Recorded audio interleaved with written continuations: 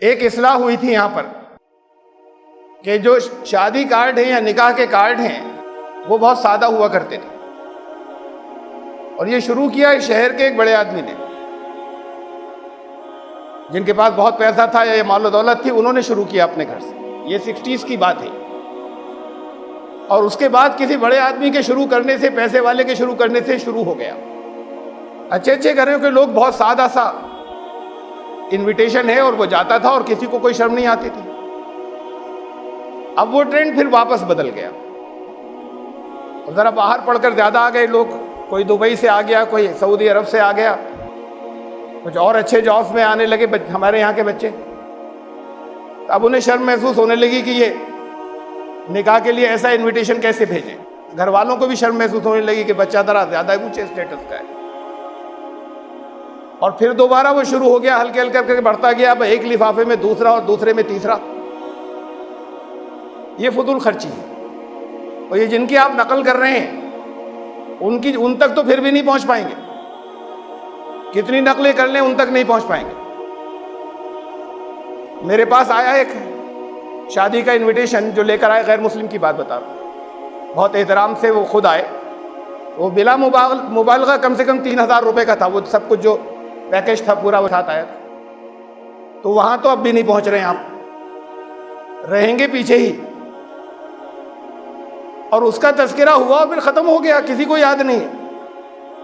صرف اتنا ہے کہ وہ فضول خرچی آپ کی لکھی جاتی ہے، ریکارڈ ہو جاتی ہے، جس کا حساب آپ کو دینا ہے۔ اور کس کے بعد کہ اصلاح ہو چکی تھی۔ اسے قرآن کہتا ہے فساد۔ یہ فساد خالی گردنیں مارنے کو تھوڑی کہتے ہیں۔ لا تفسدوا فی الارض بعد اصلاحها، اصلاح ہو جانے کے بعد یہ فساد مت پھیلاؤ۔ فساد کہتے ہیں توازن بگڑنے کو۔ حکیم کہتے ہیں نا، ان کی زبان میں ہوتا ہے، معدے میں فساد ہو گیا، جو توازن تھا وہ بگڑ گیا۔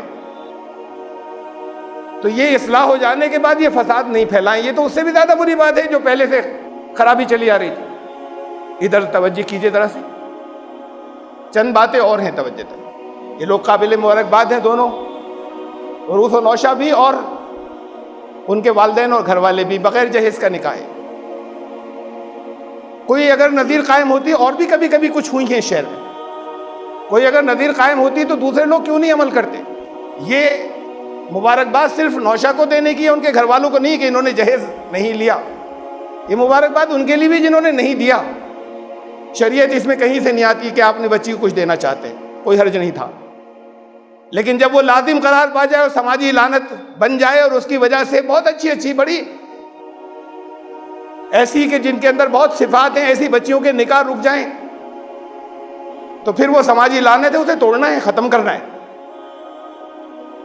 لڑکے والے کہیں نہیں لیں گے، بات یہ نہیں کہ بھئی ہم مانگ نہیں رہے، اور لڑکی والے کہیں نہیں دیں گے۔ یہ یہاں پر بہت سے بڑے ہیں اور بچے اور نوجوان بھی ہیں۔ میں بچوں اور نوجوانوں سے کہہ رہا ہوں، بغاوت کیجئے اپنے گھر والوں سے۔ یہ قدم بڑے نہیں اٹھا پائیں گے اور کہیں گے ہمارے ارمانوں کی بات ہے۔ بغاوتیں اس پہ تو کرتے ہیں، یہاں نہیں کروں گا، فلاں لڑکی سے کروں گا، اس لڑکے سے نہیں کروں، کسی معاملے میں نہیں سنتے ماں باپ کی۔ گھر کے کسی معاملے میں ماں باپ کی رائے کے، ان کے مشورے کے، ان کے حکم کے کوئی پابندی نہیں کر رہا، یہاں فرما بردار ہوتے ہیں۔ بغاوت کرنی ہے تو وہاں کیجیے جہاں اللہ اور رسول کی خوشنودگی ہے، کہ ہمیں ان کی پسند ہے، ہم آپ کے خلاف نہیں جانا چاہتے، لیکن یہ ہم نہیں کریں گے۔ تو یہ ہمتیں انہیں کرنی ہوں گی، بچوں کو کرنی ہوں گی، لڑکوں کو کرنی ہوں گی، لڑکیوں کو کرنی ہوں گی، نوجوانوں کو کرنی ہوں گی، کہ اپنے گھر والوں سے کہیں کہ ہمیں ایسے ہی کرنا ہے۔ یہ اس نکاح میں نہیں ہے۔ یہ کتنی بڑھا لی فضول رسمیں، مہندی مایوں، چھوٹی موٹی رسموں میں بھی کسی جگہ کوئی حرج نہیں تھا، اس لیے کہ خوشی کا موقع ہے۔ لیکن یہ یاد رہے کہ خوشی کا موقع بھی ہے اور عبادت بھی ہے۔ خوشی کا موقع ہے، کچھ خوشی کے اظہار میں کسی جگہ کوئی حرج نہیں تھا۔ رسول اللہ صلی اللہ علیہ وسلم گئے ایک نکاح، وہاں پر جہاں نکاح ہونے والا تھا ایک جگہ مدینے میں، آوازیں آ رہی تھیں گانے بجانے کی۔ جب قریب پہنچے تو رک گئیں، تو انہوں نے کہا کیوں روک دیا اسے؟ تو خوشی کا موقع ہے، ان کے انصار کی بچیوں کو پسند ہے، کرنے تو۔ ظاہر ہے کہ وہ اس کے اندر کوئی बेहुदा और फोहिश बातें नहीं हो, वो गाने नहीं हो। तो खुशी का इजहार करना अपनी जगह, लेकिन उसके अंदर इबादत का तकद्दुस और पाकीज़गी रहनी चाहिए। बाकी उसके अंदर बड़े बड़े खाने हो रहे हैं, लड़की वालों पर किसी तरह का कोई बार कोई बोझ शरीयत ने नहीं रखा।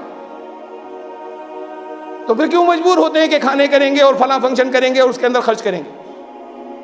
और उसके नतीजे में होता क्या है? आपने तो खुशियां मना ली, मुबारकबाद दे दी, जब विदाई होती है, रुखसती होती है, तो न मालूम कितने घरों से आहें निकलती हैं। उसके साथ सुकून नहीं मिल सकता, कामयाबी जिंदगी में नहीं मिलेगी। रुखसत ऐसे करते हैं, कुछ दुआएं होती बहुत से घरों से निकलती कि जितना आप यहाँ पर खर्च कर रहे थे उसमें से कुछ आपने बजाय इसके कि यहाँ करते कुछ उन जगहों पे पहुँचा दिया होता है जहाँ पे बच्चियों को इससे फायदा हो जाए।